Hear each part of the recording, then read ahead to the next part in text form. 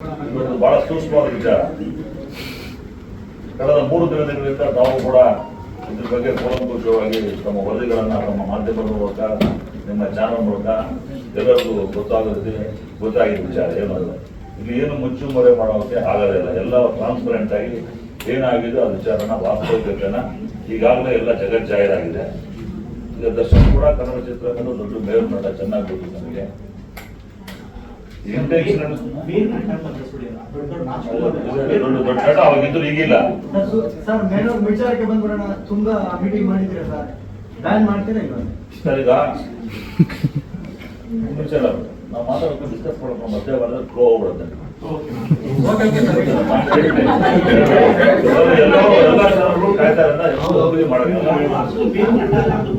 ಆಯ್ತು ಬಿಡಿ ಸರ್, ತೊಂದರೆ ಇಲ್ಲ. ಅದನ್ನು ವಾಪಸ್ ತಗೊಂಡು ಬರೋಣ. ಈಗ ಏನಾಗಿದೆ ಅಂದ್ರೆ ಈ ಚಿತ್ರರಂಗದಲ್ಲಿ ಅದು ಮಾಡುವಂತ ಕಡಾಖಂಡಿತವಾಗಿ ಎಲ್ಲರೂ ನಾವು ಖಂಡಿಸಲೇಬೇಕು. ಫಸ್ಟ್ ಪಾಯಿಂಟ್ ಏನೋ. ಎರಡನೇದಾಗಿ ಆ ಕುಟುಂಬಕ್ಕೆ ಒಂದು ಹುಡುಗ ಆ ಮಗು ಕಳ್ಕೊಂಡಿದ್ದು ದುಃಖ ಎಲ್ರಿಗಿದೆ, ನಮಗಿದೆ. ನಮ್ಮ ಸಭೆಯಲ್ಲಿ ಮುಖ್ಯ ಚರ್ಚೆ ಆಗಿದೆ. ಅದು ಮೇನ್.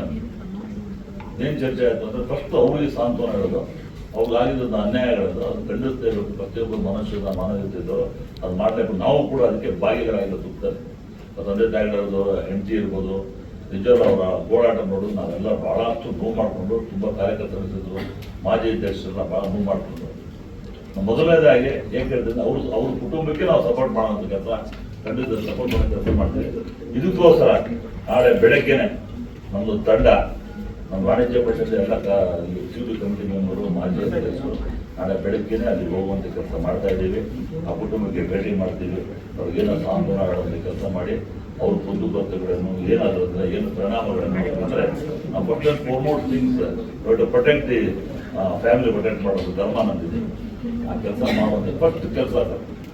ಸೆಕೆಂಡ್ ಪಾಯಿಂಟು ಕಾನೂನು ನಡಿನಲ್ಲಿ ಅದು ಹೋಗ್ತೀವಿ.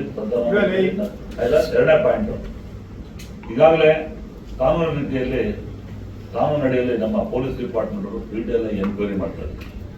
ಅದರ ಸತ್ಯಾಸತ್ಯತೆಗಳನ್ನ ಪೂರ್ತಿ ಈಗ ನಮಗೆ ತನಿಖೆಗೆ ಅವರು ಕೂಡ ಸಹಕರಿಸ್ತಾದ್ರೆ ಬರ್ತಾರೆ. ನಮ್ಮ ಪೊಲೀಸ್ ಡಿಪಾರ್ಟ್ಮೆಂಟ್ಲಿ ಯಾವುದು ಮುಚ್ಚು ಬರಬೇಡಕ್ಕಾಗಲ್ಲ.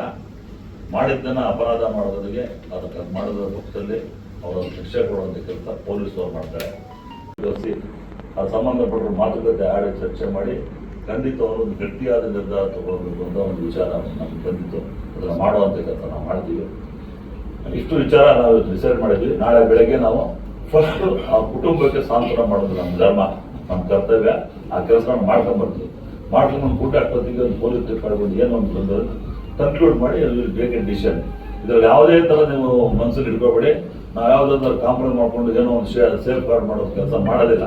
ಆಗಿರೋದು ಕೊಲೆ, ಇನ್ನೇನೋ ಆಗಿದೆ, ಅರ್ಧಂಬರ್ಧ ಆಗಿದ್ದು, ಏನೋ ಚಿಕ್ಕಡಮೆ ಆಗಿದ್ದು, ಮಾತುಕತೆ ಆಗಿದೆ. ಇದನ್ನು ಕಾನೂನು ಅಡಿಯಲ್ಲೇ ಹೋರಾಟ ಮಾಡ್ಬೋದಿತ್ತು. ಅದಾಗೋ ಕೆಲಸ ಆಗಿಲ್ಲ. ಈ ಕೊಲೆ ಯಾರು ಮಾಡಿದ್ರು, ಯಾರು ಮಾಡಿದ್ರು, ಯಾಕಾಗಿ ಮಾಡಿದ್ರು, ಎಲ್ಲಿಂದ ಅಂತ ಅದಕ್ಕೆ ಯಾರು ಮೋಸ್ಟ್ ಇನ್ವಾಲ್ವ್ಮೆಂಟ್ ಇದ್ದಾರೆ ಅನ್ನೋದು ತನಿಖೆ ನಡೆದಿದೆ. ನಮಗೂ ಕೂಡ ಕೆಲವು ಇನ್ಫಾರ್ಮೇಶನ್ ಬಂದಿರೋದ್ರಿಂದ ಈ ಡಿಸಿಷನ್ ನಾವು ಫ್ಯೂ ಡೇಸ್ ಅಷ್ಟೇ. ಅದಕ್ಕೆ ದಯವಿಟ್ಟು ತಾವು ಕೂಡ ತಾಳ್ಮೆ ಅಂತ ಚಾರ್ಜ್ ಶೀಟ್ ಸ್ವಲ್ಪ ಮುಂಚೆ ಫಸ್ಟ್ ಇನ್ಫಾರ್ಮೇಶನ್ ರಿಪೋರ್ಟ್, ಆ ರಿಪೋರ್ಟ್ ಯಾರಂತ ಆಗ್ತಾರಲ್ಲ ಅವಾಗ ಮೆಸೇಜ್ ಬಂದಿದೆ. ಡಿಪಾರ್ಟ್ಮೆಂಟ್ಗೂ ನಾವು ಕಾಂಟ್ಯಾಕ್ಟ್ ಮಾಡಿದ್ದೀವಿ. ನಿರಂತರವಾದ ಕಾಂಟ್ಯಾಕ್ಟ್ ಅನ್ನ ಇದ್ದೀವಿ. ಅದೇನು ವಿಚಾರ ಬಂದು ವಾಸ್ತವಿಕ ನಾವು ಅದನ್ನು ಕರೆಸಿ ಕೂಡಿಸಿ ನಿಮಗೂ ಗೊತ್ತಾಗುತ್ತೆ. ನಮಗಿಂತ ಜಾಸ್ತಿ ಫಾಸ್ಟ್ ಇದೆ. ಈಗ ಆಗೋದನ್ನ ನಾಳೆ ಸಾಯಂಕಾಲ ಆಗೋದು ಬೆಳಗ್ಗೆ ಬಂದು 5 ನಿಮಿಷಕ್ಕೆ.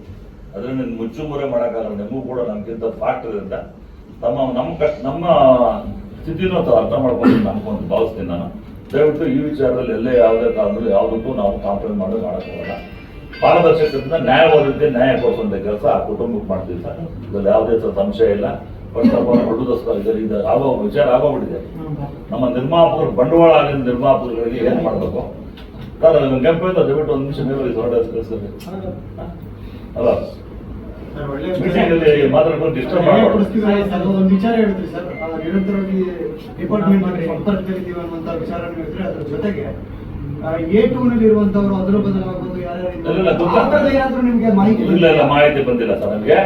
ಈಗ ಚಾರ್ಜ್ ಶೀಟ್ ಆಗತ್ತಂದ್ರೆ ಯಾರು A1 ಯಾರು A2 ಯಾರು ಫ್ಲಕ್ಚುಯೇಷನ್ ಆಗುತ್ತೆ ಸಾಧ್ಯತೆ ಇರುತ್ತೆ ಅಂತ ಯಾವುದೇ ಕಾರಣಕ್ಕೂ ಯಾವುದೋ ಪೊಲೀಸರು ಇಂಥ ವಿಚಾರಗಳು ಬಹಿರಂಗ ಪಡಿಸಲ್ಲ. ನಾವು ಯಾವ್ದಾದ್ರು ಕೆಲವು ಏನಾಗಿದೆ ಯಾರು ಕಲ್ಪಿಟ್ಟು ತಿಳ್ಕೊಳ್ಳೋದು. ನೀವು ಪೊಲೀಸ್ ಡಿಪಾರ್ಟ್ಮೆಂಟ್ ಎನ್ಕ್ವೈರಿ ಮಾಡಕ್ಕೆ ಕೇಳ್ತಾರೆ, ನಾನೇ ಹೇಳ್ತೇನೆ, ನಾನು ಮಾಡಿ ಪೊಲೀಸ್ ಮ್ಯಾನ್ ಫೇರ್ ಆಗಿ ಮಾಡ್ತಾ ಇದ್ರೆ. ನಮ್ಮ ಪೊಲೀಸ್ ಕಮಿಷನರ್ ದಯಾನಂದ್ ಅವರು ಬಹಳ ಕ್ಲಿಯರ್ ಕಟ್ ಆಗಿ ಹೇಳಿದ್ರೆ ಯಾವ್ದು ಹಸ್ತಕ್ಷೇಪ ಇಲ್ಲ.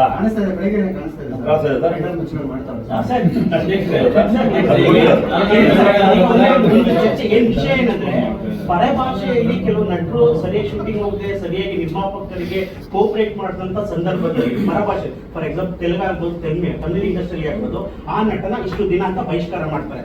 ಇಲ್ಲಿ ಈ ವ್ಯಕ್ತಿ ಒಬ್ಬ ಅಮಾಯಕನ ಕೊಲೆಗೆ ಕಾರಣಕರ್ತರಾಗಿದ್ದಾರೆ. ಈ ವ್ಯಕ್ತಿನ ಇಂಡಸ್ಟ್ರಿಯಿಂದ ಬಹಿಷ್ಕಾರ ಮಾಡಕ್ ಬರಲ್ವಾ? ತಮಿಳು ನಟರಿಗೆ ಅವರು ಇಮೇಡ ಮಾಡಿಲ್ಲ, ಮೀಟಿಂಗ್ಗಳು ಮಾಡಿ ಚರ್ಚೆ ಮಾಡಿ ಮಾಡಿರ್ತಾರೆ. ಅದಕ್ಕೆ ಅವಕಾಶಗಳು ಆಗಿ 3 ದಿನ ಆಗಿರ್ತಾರೆ. ಅದಕ್ಕೆ ಅವಕಾಶ ಕೊಡಿ, ನಾವು ಕೂಡ ಅದನ್ನ ಮಾಡ್ತೀವಿ, ಪರಿಪಾಲನೆ ಮಾಡ್ತೀವಿ. ಯಾವ್ದಾದ್ರು ಇದು ಕಾಂಪ್ರಮೈಸಿಂಗ್ ಇಲ್ಲ. ಅವರು ಕೂಡ take their own time. Sudden ಆಗಿ ಕೂತ್ಕೊಂಡು ಇವತ್ತಾಗಿ ನಾಳೆ ನಾನು ಒಂದು ನಿರ್ಮಾಪಕ ಮಾಡ್ತಾ ಇದ್ದಾರೆ, ಅದನ್ನ ನೋಡ್ಬೇಕಾರೆ. ಈಗಾಗಲೇ ಕರ್ನಾಟಕದ ಸಾಕಷ್ಟು ಜನರಾಗಿರ್ಬೋದು, ನಿಮ್ಮ ಗಮನಕ್ಕೂ ಬಂದಿರ್ಬೋದು, ಯಾವ್ದು ಕೆಲವು ಸಂಘಟನೆ ಕೂಡ ಈ ಬ್ಯಾನ್ ಮಾಡ್ಬೇಕು ಅಂತ ಕೂಡ ಸಂಘಟನೆಗಳು ಕೊಟ್ಟಿದ್ದ ಲೆಟರ್ ಕೊಡಿದ್ರೆ ನಾಳೆ ಬೆಳಗ್ಗೆನೆ ಮಾಡಿ. ವಾಣಿಜ್ಯ ಮಂಡಳಿ ಏನು ಮಾಡ್ತಾ ಇಲ್ಲ, ತಲಾವಿ ಸಂಘ ಏನು ಮಾಡ್ತಾ ಇಲ್ಲ, ನಿರ್ದೇಶಕ ಎಲ್ಲ ಮಾಡಿದಾಗ can take a decision immediately based ಅಂತ ಹೇಳ್ತಾರೆ. ಲೆಟರ್ ಒಬ್ಬರೇ ಒಬ್ಬರನ್ನು ಕೊಟ್ಟಿರೋದು, ಒಂದೇ ಸಂಘಟನೆ ಕೊಟ್ಟಿರೋದು, ಅವರು ಕೂಡ ಒಪ್ಕೊಂಡು ಹೋದ್ರು. ಸಮಯ ಕೊಡಿ, ಇದು ಏನು ಸೂಕ್ತವಾದ ಕ್ರಮ ತಗೋತೀವಿ ಅಂದಾಗ ಅವ್ರು ಖುಷಿ ನಕ್ಕನೆ ತೊಗೊಂಡೋದ್ರೆ ಯಾವುದೇ ಥರ ಅದಕ್ಕೆ ಮತ್ತೆ ನಮ್ಗೆ ಫೋನ್ ಮಾಡ್ತಿರಲಿಲ್ಲ. ಅದಕ್ಕೆ ತಾವು ಕೂಡ ಅರ್ಥ ಮಾಡಿ ಭಾವಿಸ್ತೀನಿ. ದಯವಿಟ್ಟು ನನಗೆ ಸಮಯಾವಕಾಶ ಕೊಡಿ, ಇದಕ್ಕೆ ಏನು ಮಾಡಬೇಕು ಅನ್ನೋದು ಪಾರದರ್ಶಕತೆಯಿಂದ ಮಾಡುವಂಥ ಕೆಲಸ ಖಂಡಿತ ಅವರು ಮಾಡ್ತೀವಿ. ಹಿಂದೂ ಕೂಡ ಮಾಡಿದ್ವಿ ಅಂತ ಹೇಳಿದ್ವಿ, ಎಷ್ಟೋ ಕಾಂಪ್ರಮೈಸ್ ಮಾಡಿದ್ವಿ, ಗಲಾಟೆಗಳು ನಿಲ್ಲಿಸಿದ್ವಿ. ಈ ಕೇಸು ಕೊಲೆ ಕೇಸ್ ಆಗಿರೋದ್ರಿಂದ ಇದು ಬಹಳ ಅತಿ ಸೂಕ್ಷ್ಮ ವಿಚಾರದಿಂದ ಕಾನೂನು ಅಡಿಯಲ್ಲೇ ನಾವು ಮಾಡಬೇಕಾಗುತ್ತೆ. ಕಾನೂನು ಏನು ಮಾಡಬೇಕು ಅಂತ ಡಿಸೈಡ್ ಮಾಡ್ಕೊಡ್ತೀವಿ.